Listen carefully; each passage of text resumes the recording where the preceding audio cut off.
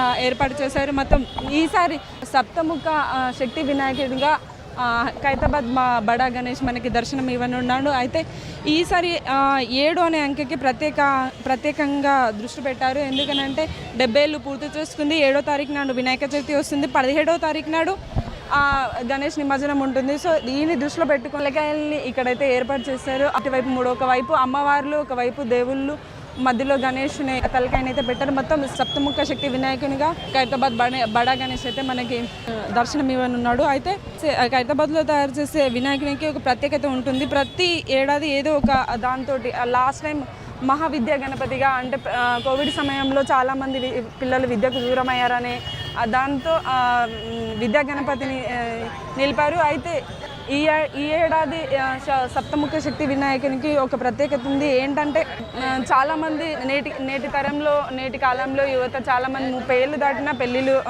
చేసుకోకపోవడం, late marriages, లేకపోతే పెళ్ళిళ్ళు జరగకపోవడం లాంటి సమస్యలు ఎదురవుతున్నాయి. ఇది దీనికోసం ప్రజలకి సకాలంలో పెళ్ళిళ్ళు జరగాలి, వాళ్ళు సుఖ సంతోషాలతో ఉండాలనే ఉద్దేశంతో ఈసారి శ్రీనివాస కళ్యాణం, శివపార్వతుల కళ్యాణం విగ్రహాలను కూడా ఇక్కడ ఏర్పాటు చేశారు. ఇది కంప్లీట్గా పర్యావరణ హితమైన మట్టితో తయారు చేసిన విగ్రహమే.